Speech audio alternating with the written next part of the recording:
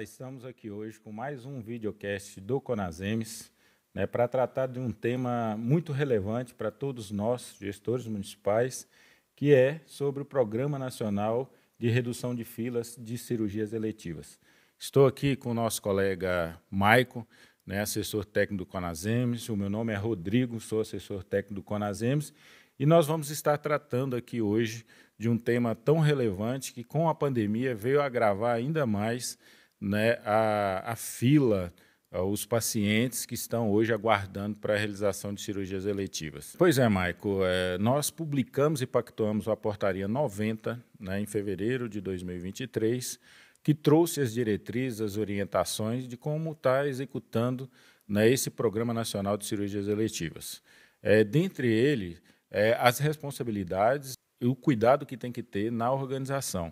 Nós conseguimos, dentro desse programa, trazer um fato que muito defendido pelo Conasems, que é garantir a continuidade deste cuidado na ponta, porque muitas vezes os gestores municipais, até mesmo os estaduais, eles se organizavam, se estruturavam, contratualizavam serviços, e era desmobilizado, descontinuado com os programas anteriores. Esse programa trouxe uma novidade, que é garantir a continuidade, para não haver essa desmobilização, para que os gestores municipais possam garantir de forma segura, com financiamento adequado, a continuidade deste cuidado que é tão importante.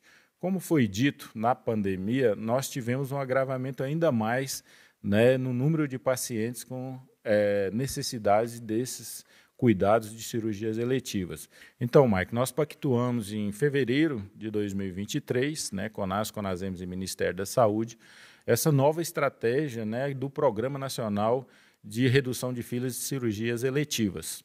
Então, a gente conseguiu garantir isso. No ano de 2023, houve um aporte de R$600 milhões, que foi executado por vários municípios. Naquela oportunidade, teve, inclusive, um incremento inicial de 30% para que os municípios, os gestores estaduais, pudessem se estruturar para organizar essa rede no âmbito local, para que viesse a construir todo esse contexto para garantir o acesso das cirurgias eletivas em todo o território nacional.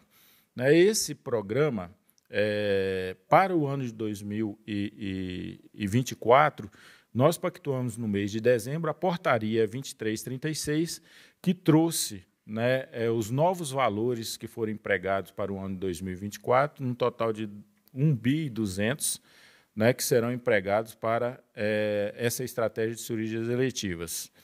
E também trouxe a necessidade de se estruturar e de remodelar o plano para o ano de 2024. Isso significa que os municípios não precisam interromper as cirurgias eletivas durante esse processo de aperfeiçoamento desse plano. Então, para o ano de 2024, a gente tem a garantia desse recurso, e, de fato, a gente está construindo algo que vem ao encontro daquilo que os gestores esperavam, que é garantir as cirurgias eletivas para toda a população brasileira. Rodrigo, é um valor bastante considerável, 1,2 bilhão. E como que os municípios fazem hoje para fazer a atualização desse plano, e o que tem que conter nesse plano na hora que eles vão atualizar? A gente fala-se de plano, a gente fala de identificar as necessidades, de identificar as realidades de cada território, as possíveis cirurgias represadas que estão naquele espaço. A gente tem que levantar este processo, e quando a gente fala de planejamento, a gente tem que, de fato, organizar o cuidado a partir das necessidades. A gente não pode contratualizar o serviço a partir somente da oferta de serviço que tem disponível naquele território, porque muitas vezes a gente não garante, de fato, a prioridade, a maior necessidade que tem que ser enfrentada em cada território do Brasil.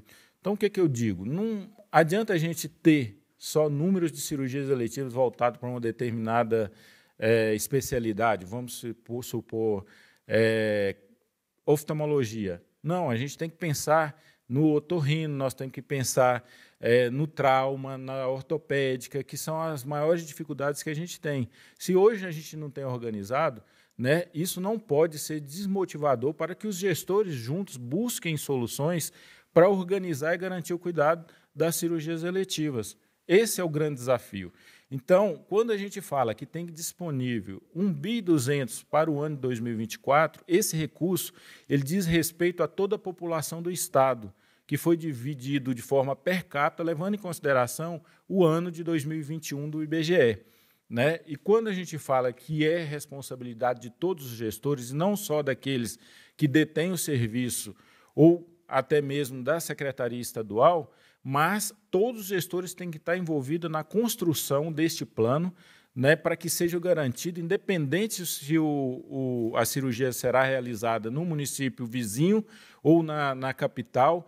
Então, todos têm que monitorar, têm que acompanhar, têm que avaliar, e isso é um processo dinâmico, né? E esse plano ele tem que conter toda a relação, né? Tem que trazer toda a relação de cirurgias represadas naquele estado, né? Independente se vai ser priorizada ou não neste momento. Tem que trazer os serviços que serão os prestadores desse serviço, né? Dessas cirurgias eletivas, vão trazer os serviços que vão prestar, né, esse cuidado à população. Tem que trazer também as metas a serem alcançadas, quer dizer, dentro dessa lista, desse contexto geral de necessidades que existe, quais são as prioridades e as metas que serão alcançadas. Né? Isso tem que estar contido dentro do plano e inserido nos SAIPs para uma avaliação do Ministério da Saúde. Isso não significa que vai ter interferência. E também um cronograma de execução, né, deste processo de organizacional. Agora, acontece que, após você enviar esse plano, Maico, às vezes tem necessidade de alterações. Né? Essas alterações ela pode ser feita a qualquer momento. Esse processo de planejamento ele é contínuo, ele é dinâmico. Né? Pode haver mudanças ou até mesmo conseguir ampliar serviços, né, credenciar novos serviços, e esse plano pode ser adequado a qualquer momento.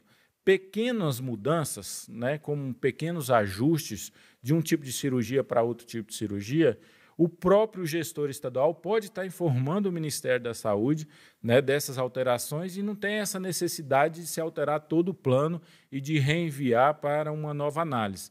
Né? Mas, como esse processo é dinâmico, a gente tem que garantir, de fato, né, que todos os gestores estejam envolvidos, independente se eles estão como executores ou não das cirurgias eletivas, até porque é responsabilidade dele garantir o acesso, ou que seja na região, no próprio estado, as soluções necessárias e oportunas para os usuários. Falando deste processo, na prática de como isso vai acontecer, como os gestores, os trabalhadores podem estar, né, a partir da inserção no SAIP, trazendo o registro, o financiamento, né, do programa de cirurgias eletivas, como isso? O que você pode orientar os gestores em relação a esse tema?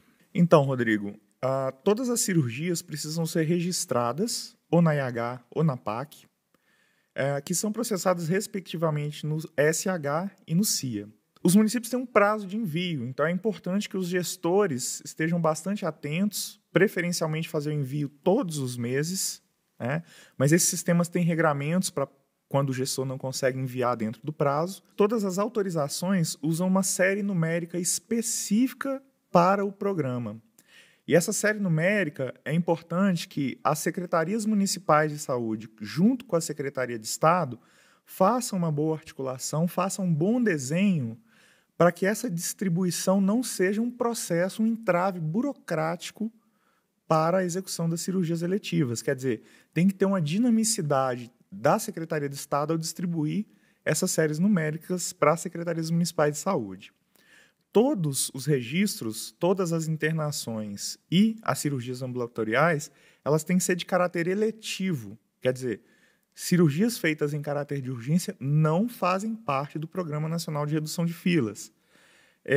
O Ministério da Saúde, por sua vez, depois que é processado e enviado pelo município as informações, ele faz uma validação entre aquilo que está colocado no plano, entre as informações que foram colocadas no plano e o registro da produção.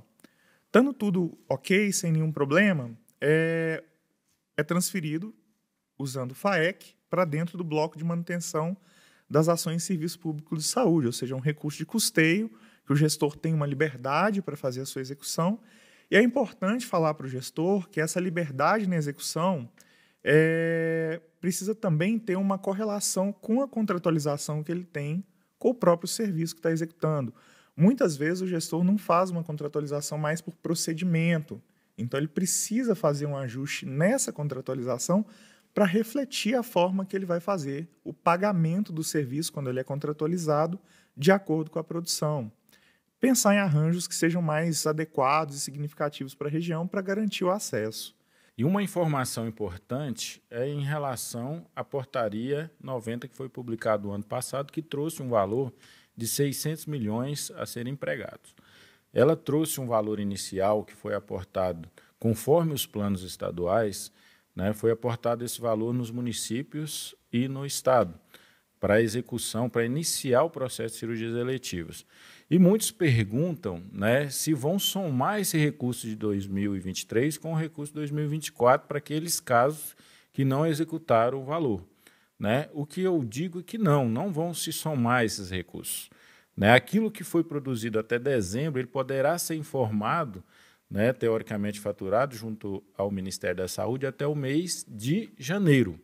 Agora, aqueles municípios ou estado que recebeu recurso adiantado nesta primeira versão da portaria 90 e não executaram as cirurgias eletivas, a partir dessa avaliação de janeiro que o Ministério vai fazer, né, que é a produção que vai ser informada até janeiro, aqueles municípios ou estados que não produziram, eles vão ser descontados dentro do teto da média e alta complexidade deles, o MAC, né, os valores correspondentes à não execução desses procedimentos que foram elencados nos planos estaduais. Então, é muito importante que todos fiquem atentos a isso. Rodrigo, isso casa com a necessidade do gestor lembrar que ele precisa prestar contas, né? E a prestação de contas precisa ser feita no relatório anual de gestão e também tem que ter o detalhamento quantitativo dessas cirurgias dentro dos relatórios quadrimestrais. Além disso, todas essas cirurgias precisam respeitar os respectivos planos estaduais, que já foram pactuados em CIB, e, como você já disse, né, se necessário, faça uma revisão. Então, se detectou que tem alguma necessidade de mudança, algum tipo de procedimento que não estava inicialmente previsto, ou foi necessário uma quantidade maior de um determinado procedimento em detrimento de outro, faça uma revisão dos planos. Isso é extremamente importante para não ter nenhum tipo de descasamento entre aquilo que está planejado e o que está de fato sendo executado. E um outro ponto que a gente sempre considera muito importante, principalmente ao falar da produção do CIA e do SH, é a necessidade de um monitoramento adequado, um controle, avaliação e, eventualmente, até auditoria nos serviços para garantir a conformidade, a qualidade e que o que está sendo, de fato, produzido esteja aderente aos planos. Né? É uma corresponsabilização de todos os entes quando eles assumem um plano, para que um não esteja criando algum tipo de discrepância dentro da região em relação ao outro. É super importante isso que você está falando, né? O processo de monitoramento, avaliação e até mesmo a auditoria, né, neste processo de organização, porque é o fato de que todos os gestores municipais e estaduais vão acompanhar o desempenho, né, e a eficiência desse programa em cada território. Independente, como eu disse, é a responsabilidade de todos os gestores. Pode ser do município menor, né, ao maior, tem responsabilidade de acompanhar. Até mesmo na organização, né, da definição de protocolos, de fluxos, de regulação, né, a participação de todos os municípios. Eu não posso, né, eu que detenho o serviço no meu município, colocar as regras para que todos sigam. Não é assim que funciona. Esse recurso ele diz respeito a todos os munícipes daquele estado, né, e ele tem que ser trabalhado e organizado para atender à realidade e à necessidade de cada território. O próprio secretário municipal de saúde pode fazer essa habilitação localmente, sem a necessidade de fazer todo o trâmite burocrático que tipicamente uma habilitação seria necessária.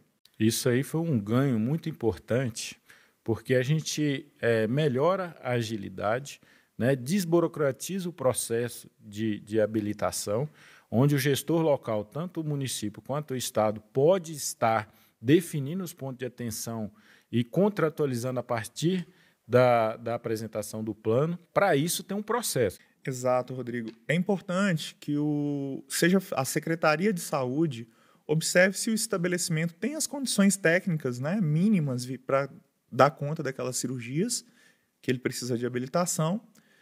Verificado se tem as condições técnicas, o secretário ou a secretária de saúde publica um ato habilitando aquele serviço e o profissional que é responsável pelo cadastro daquele serviço no CNES coloca um código de habilitação 29.02.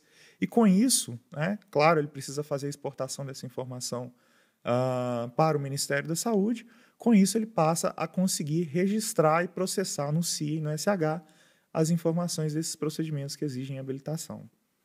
O outro ganho que nós tivemos também foi com a portaria 1370, né, do mês de setembro de 2023.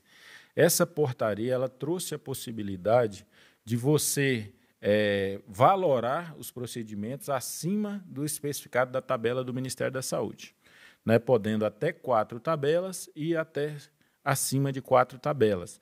Né, isso é uma oportunidade que os gestores têm, né, de estar identificando, né, a partir deste processo de organização, a necessidade de valorar esses procedimentos, né, de forma diferenciada da tabela do Ministério da Saúde, mas isso, ao mesmo tempo, traz responsabilidade para os gestores, né, uma vez que a portaria autoriza até 4 tabelas, não precisa de uma avaliação no Ministério da Saúde, né, os próprios gestores podem pactuar isso regionalmente ou estar dentro do plano, né, apontados os valores de cada procedimento, né, a partir do envio, né, do plano com os valores acima de 4 tabelas, serão analisados pelo Ministério da Saúde. O que o Ministério da Saúde vai estar avaliando?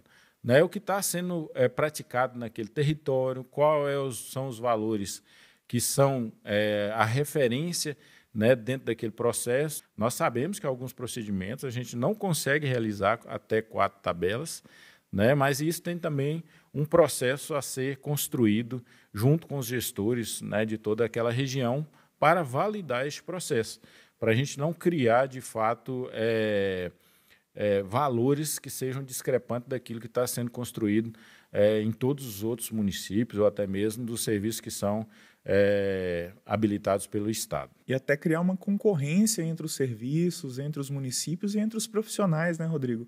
Que vão estar, talvez, aí tentando buscar uma outra via e acabar desassistindo um determinado município, uma determinada região, por conta de aplicação de valores diferenciados que podem ser mais atrativos, né? E falando em complementação, é importante registrar que as secretarias de Estado, as secretarias municipais, também podem complementar valor, né? Não precisa ser só essa complementação federal, se for o caso, vários estados e municípios já têm programas, estratégias definidas de complementação de valores.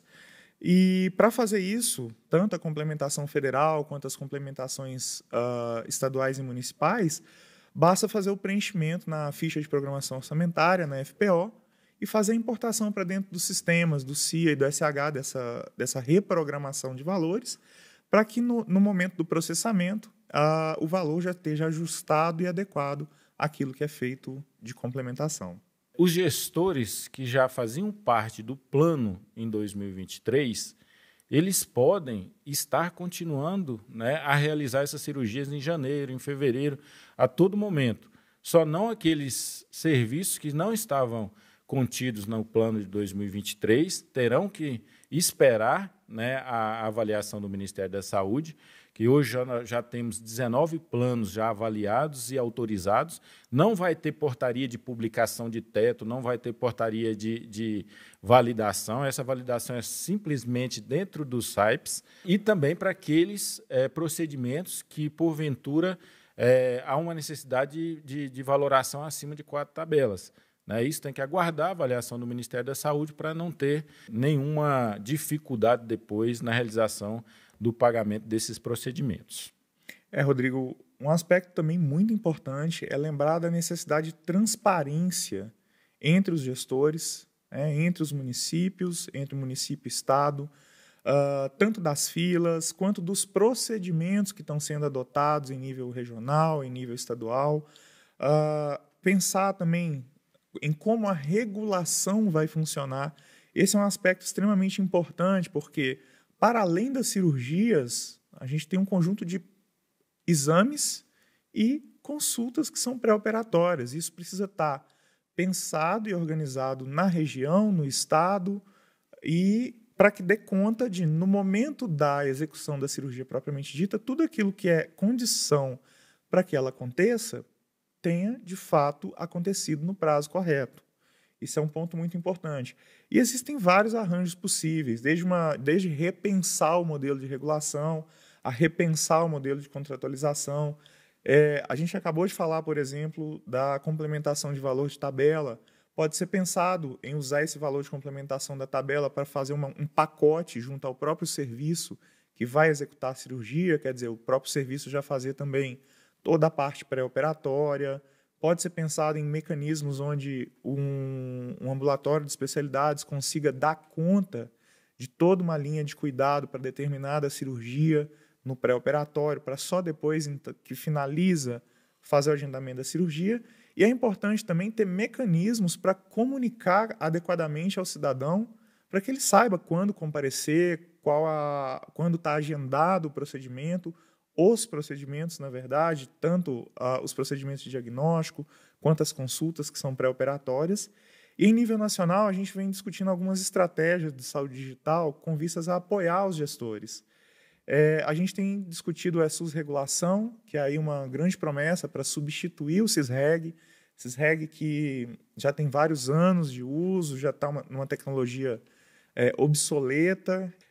Para aqueles municípios que ainda não têm uma central de regulação, que ainda não organizaram a sua regulação, a gente vem discutindo a SUS captação de filas, que é uma estratégia para simplificar e permitir que o município faça um registro bem mais simples de todas aquelas solicitações que ele tem ali em papel, armazenadas, tudo isso conectado com a Rede Nacional de Dados em Saúde, que vai permitir tanto a transferência da informação entre prontuário, entre gestores, se necessário, quanto ao próprio cidadão verificar no meu SUS digital, no aplicativo que ele já usa no celular, a fila de espera, o que está acontecendo, qual a situação da solicitação dele. Isso é muito importante, né, para que os gestores, os trabalhadores fiquem atentos.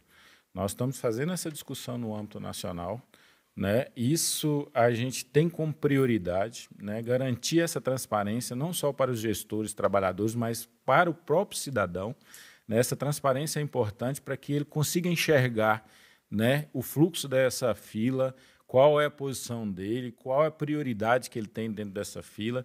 É muito importante que a gente tenha isso em consciência, porque a qualquer momento a gente vai estar pactuando, né, decisões no âmbito federal que vai impactar no território, que vai impactar nos estados. E se vocês puderem estar se mobilizando, se organizando para atender essa demanda, vocês vão, né, ter um tempo maior para estruturar, para organizar, porque independente, né, da regulação ser feita no município Y ou X, ou até mesmo no estado, essas informações elas têm que estar interoperabilizadas, elas têm que estar organizadas para que a gente consiga enxergar, né, qual o número de pacientes que estão esperando, quais são as cirurgias que a gente tem que priorizar, qual é as estratégias que a gente tem que pactuar no âmbito nacional para apoiar os gestores, né, e os trabalhadores para serem efetivos nessa estratégia, e para isso a gente tem que enxergar, né? O próprio Ministério Público tem,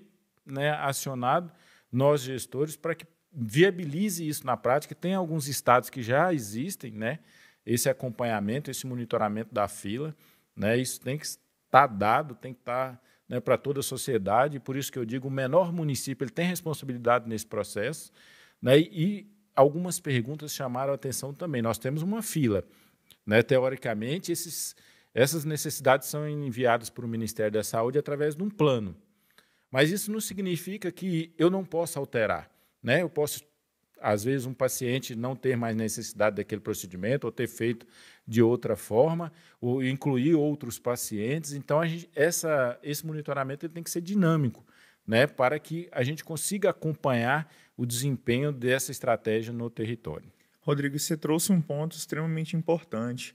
Em vários estados, a gente já tem leis que exigem a posição do paciente na fila, a divulgação das filas de espera. Existe um projeto de lei tramitando no Congresso Nacional também nesse sentido. Tudo que a gente está discutindo aqui, desde do próprio Programa Nacional de Redução de Filas, quanto às estratégias de saúde digital, vem exatamente para ajudar a apoiar os secretários municipais de saúde, a gestão do SUS, a se organizar para que seja possível tanto dar publicidade a essas filas, quanto ao próprio cidadão, para que ele consiga saber a localização, o que está acontecendo com a solicitação, qual a perspectiva de atendimento. E o Ministério da Saúde, no Programa Nacional de Redução de Filas, ele tem monitorado 4 indicadores que são extremamente importantes. É o número de cirurgias que estão sendo realizadas, o percentual de execução físico, ou seja, quantitativo, e também o percentual de execução financeiro do programa e a taxa de expansão das cirurgias eletivas. Quer dizer, como é que se eu estou aumentando ou não a minha disponibilidade de oferta de cirurgias eletivas nos estados, nos municípios, na região. Então, acho que com toda essa organização a nível nacional, a qual o CONASEMS vem discutindo, faz parte dessa definição, a gente vai conseguir ter uma melhoria muito grande, tanto no acompanhamento quanto na redução das filas de espera no Sistema Único de Saúde. Esse monitoramento que nós fazemos no âmbito nacional, né, a tripartite faz esse monitoramento, inclusive a gente monitora o desempenho de cada gestor que está executando as cirurgias eletivas. O que significa isso? A princípio, os valores referenciados para cada gestor, para cada serviço, vão estar dentro do plano. Quando esse processo de execução estiver chegando ao limite financeiro de execução, nós vamos estar monitorando para ver qual é a possibilidade de redimensionar esses recursos para aqueles municípios, para aqueles estados que estão com poder de execução maior. Né? Nós esperamos que todos tenham um poder de execução grande, porém, a princípio, a gente não vai poder estar alterando esses valores, mas conforme a execução for acontecendo, tem a possibilidade de lá na frente a gente fazer esses ajustes conforme a execução de cada gestor. Por isso é importante a gente monitorar no âmbito nacional. Uma coisa que os gestores têm perguntado bastante é quando vai ser implementado, né, a parte ambulatorial de exames de consulta especializada, que faz parte da estratégia, né, do programa de cirurgias eletivas. Nós priorizamos, a princípio, as cirurgias eletivas para garantir o financiamento e já pactuamos de forma tripartite, né, o mais especialista. Não sei se vai ser esse nome, né, o governo federal ainda vai lançar, mas acredito que vai ajudar muito, né, para preparar esses pacientes para cirurgias eletivas. Vai ter financiamento para exames e consultas. Lógico que não vai ser nessa lógica de pagamento por procedimento, a gente vai construir uma lógica de cuidado, mas com certeza vai ajudar muito, e esse é o novo desafio que a gente tem, é de implementar uma nova forma de contratualização, de organização. Né? O fato da gente pagar por procedimento, muitas vezes a gente induz, né, cada vez mais produzir, e a gente esquece de embutir o processo de cuidado, né, de organizar para responder de forma oportuna a necessidade dos pacientes. Então, esse é um novo desafio que a gente vai estar. Acredito que o Ministério esteja publicando essa portaria o mais breve possível. Né? O próprio Ministério da Saúde falou que isso é uma prioridade do governo federal, né? E a gente está aguardando a publicação para garantir essa outra parte do programa de cirurgias eletivas. Você trouxe um tema importante. Hoje são 606 procedimentos de cirurgias eletivas. É possível visualizar todos os procedimentos a partir do SIGTAP. Tem um relatório dos procedimentos publicados. Basta usar o filtro Programa Nacional de Redução de Filas de Procedimentos Eletivos. Com isso, a Secretaria de Saúde, o gestor municipal, os técnicos conseguem visualizar quais são os procedimentos que hoje estão incluídos. Se algum procedimento não estiver nesse rol, né, algum procedimento cirúrgico, como o Rodrigo disse muito bem, hoje, nesse momento, a gente está trabalhando somente com os procedimentos cirúrgicos. É importante que a Secretaria Municipal de Saúde, o gestor municipal, envie essa informação, oficie o seu COSEMS, para que o COSEMS traga isso para o CONASEMS e a gente possa fazer um debate sobre alguma eventual inclusão de procedimento que não tenha sido contemplado na estratégia até o momento.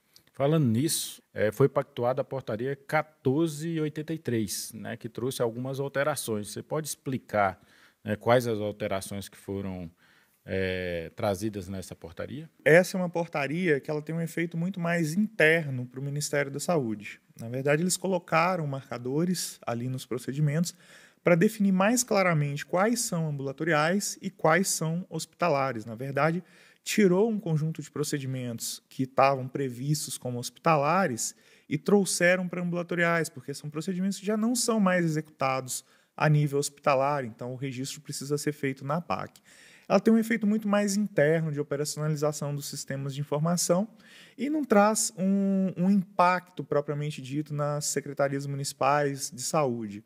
É importante estar atento, né, qual é o instrumento de registro adequado dos procedimentos. Isso fica lá no SIGTAP, é possível visualizar essa informação quando eu olho o procedimento, para que seja registrado corretamente ou na APAC, aquilo que é ambulatorial, ou na EH, aquilo que é hospitalar.